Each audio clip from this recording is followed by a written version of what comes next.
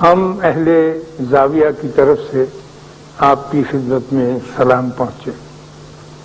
میں وقت کے بارے میں بہت گنجلک میں رہتا ہوں،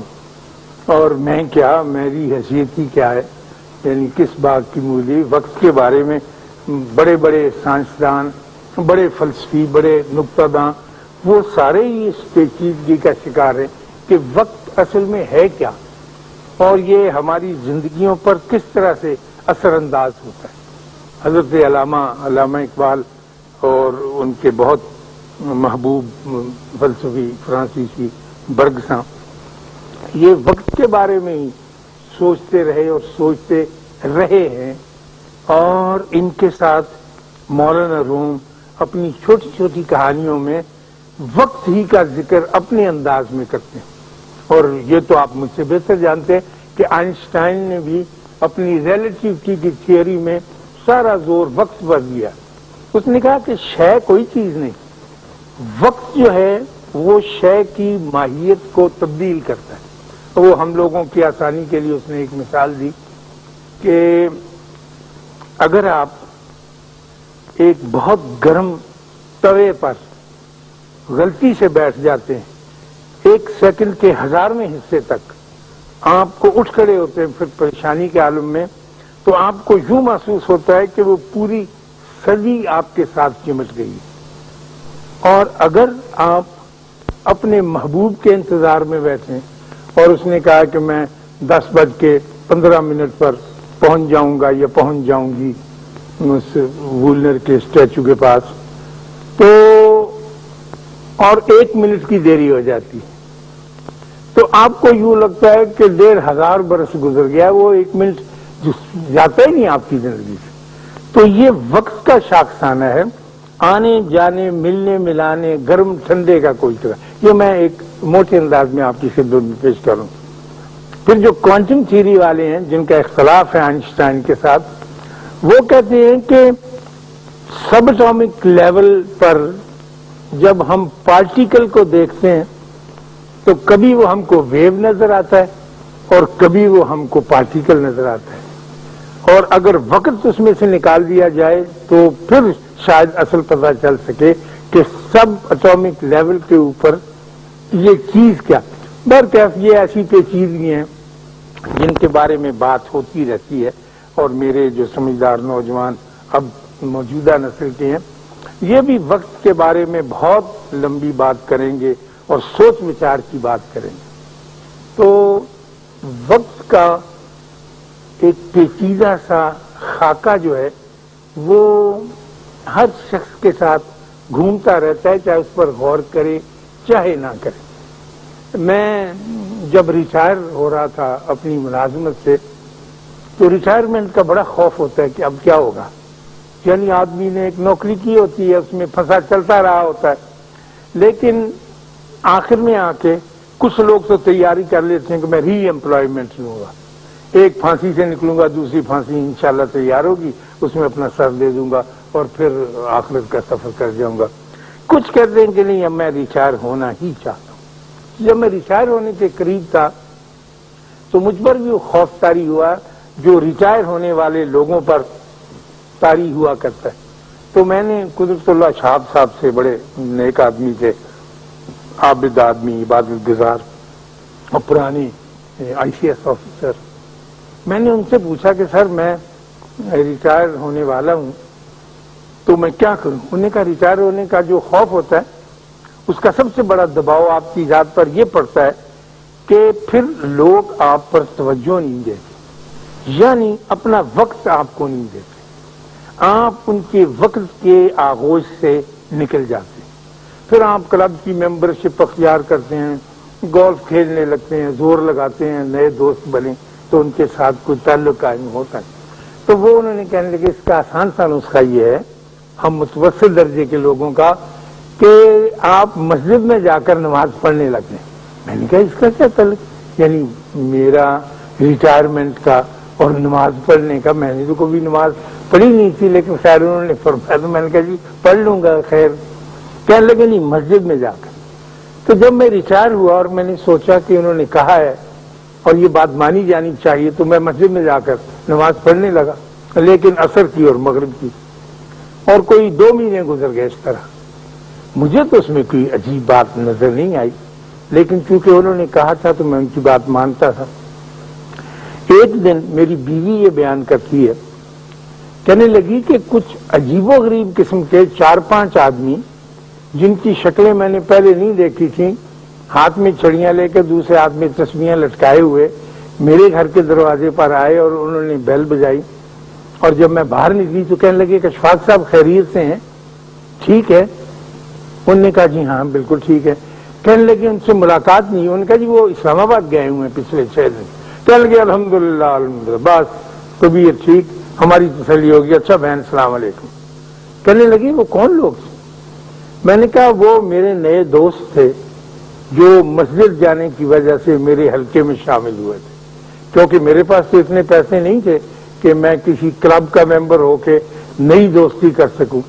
وہ مجھے وقت عطا کرتے تھے، اور اس وقت کی تلاش میں کہ میں اس میں شامل نہیں ہوں، وہ پوچھنے آئے تھے کہ وہ کہاں ہے۔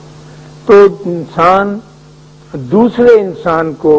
جو سب سے بڑا تحفہ عطا کرتا ہے وہ وقت ہے۔ اس سے قیمتی تحفہ انسان کو دے نہیں سکتا۔ اس لیے کہ آپ کتنا بھی قیمتی تحفہ دے دیں، اس کا تعلق گھوم پھر کے وقت کے ساتھ چلا جائے گا۔ مثلا آپ مجھے یا میں آپ کو نہایت خوبصورت قیمتی اوڈی کلون 5000 روپے والا دوں، یا آپ مجھے قالین کا ایک خوبصورت ٹکڑا دیں،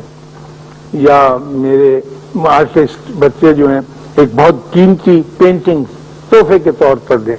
یا اور بے شمار، یا سونے کا کنگن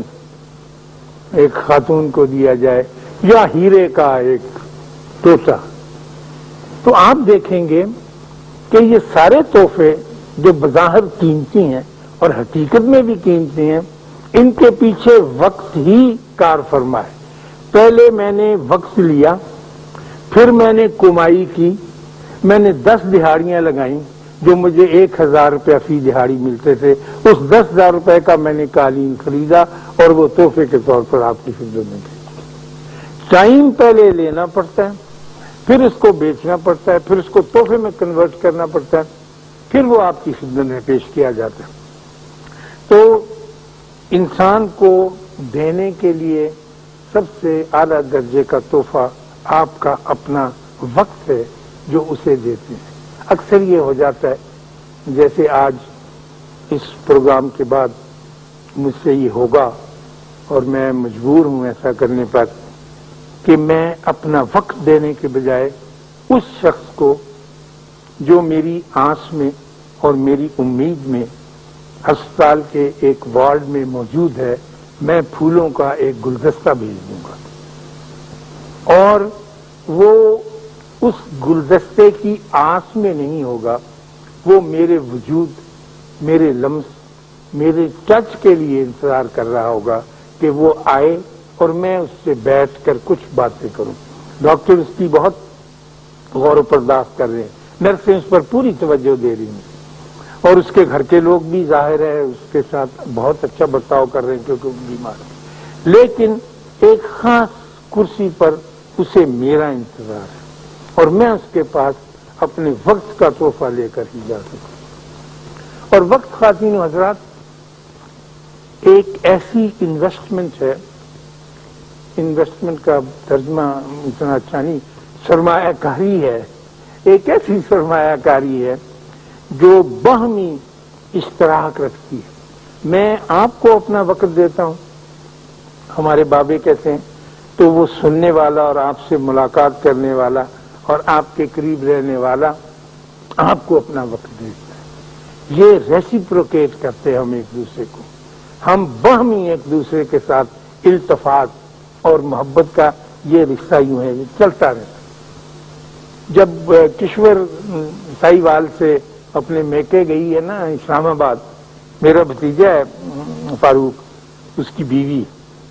تو وہ سائیوال میں تھا انکم ٹیکس آفیسر،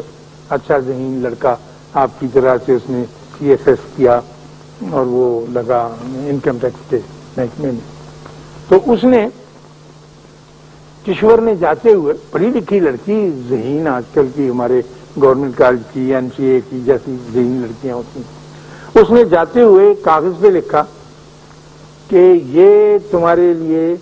اشارت نامہ ہے، انسٹرکشن پیپر ہے کہ دھوبی کو 300 روپے دے دینا، دودھ والا ہر روز 1 سیر دودھ لاتا ہے، اس کو کاٹ کے پونا سیر کر دینا، اور بلی کا قیمہ جو ہے یہ میں نے رکھا ہوا ہے ڈیپ فریز میں،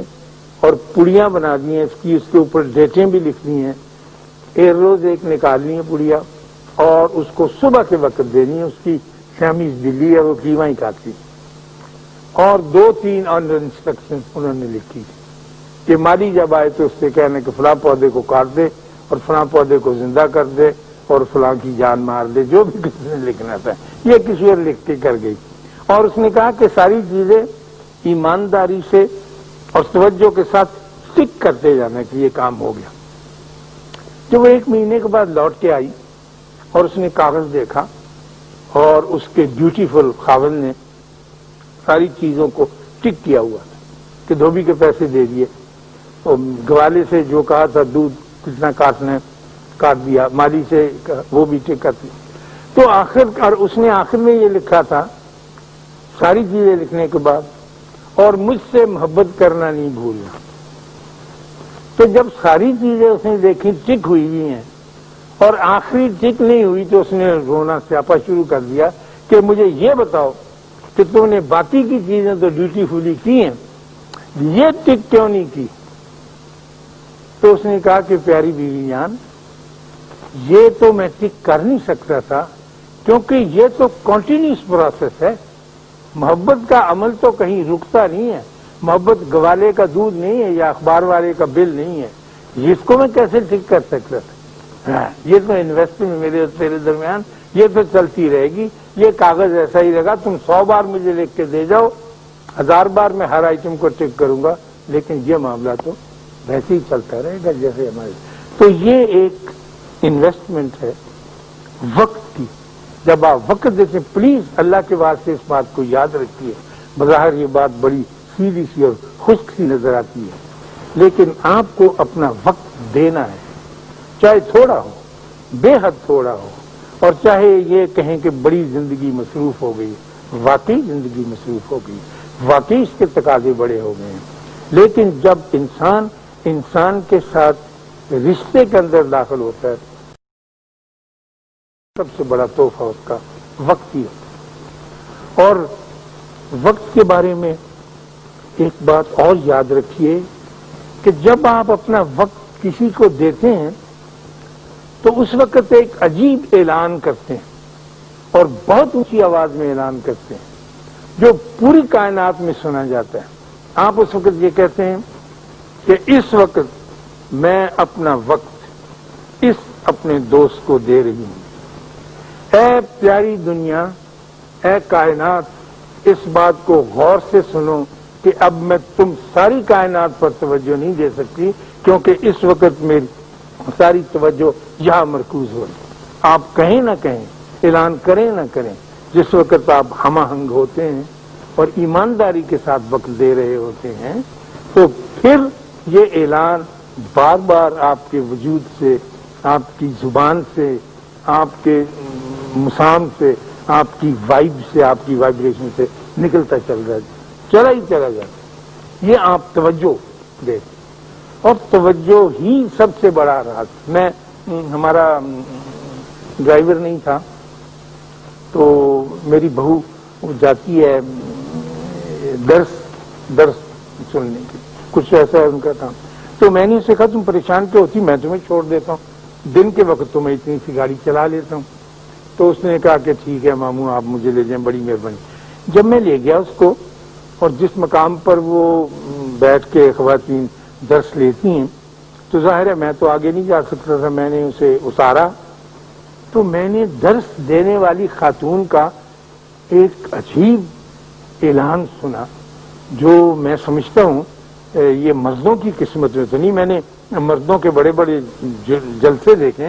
ان میں ایسی خوبصورت بات میں نہیں سنی۔ وہ بیوی اندر کہہ رہی تھی کہ اگر تم، اے پیاری بچیوں اور بہنوں،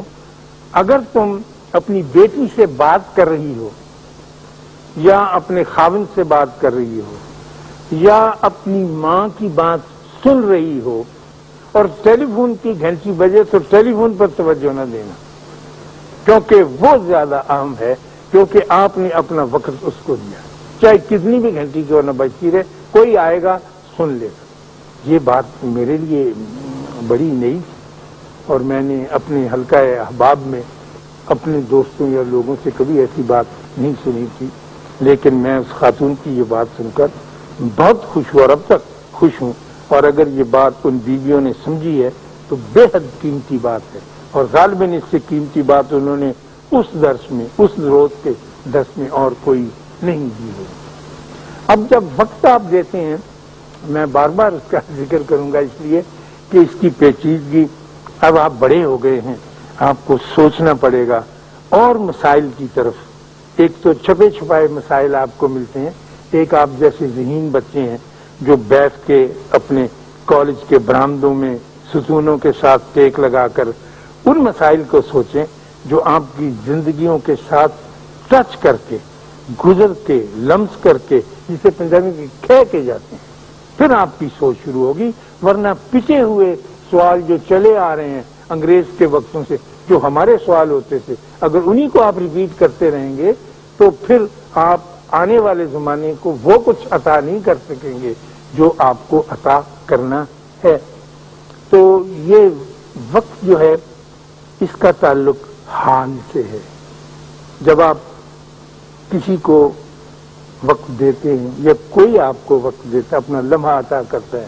تو آپ حال میں ہوتے ہیں۔ اس کا تعلق مستقبل سے یا ماضی سے نہیں ہوتا کہ ماضی میں آپ نے وہ تو اس وقت آپ کے سامنے ہے اور آپ اس سے بات کر رہے ہیں اور اس کو یقین دلا رہے ہیں اپنی ہونے کا اور اپنی توجہ دینے کا۔ لیکن کبھی کبھی یہ اب